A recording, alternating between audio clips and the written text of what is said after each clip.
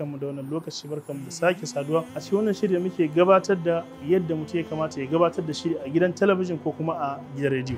A majin da ya gabata muna magana akan cewa matakan da ya kamata mutum ya bi domin ya shirya wani shiri na gidan talabijin ko kuma na gidan rediyo har ya kai lokacin zai je studio ya gabatar da wannan shirin, ko kuma ba studio zai gabatar ba har ya kai duk inda zai gabatar da wannan shirin.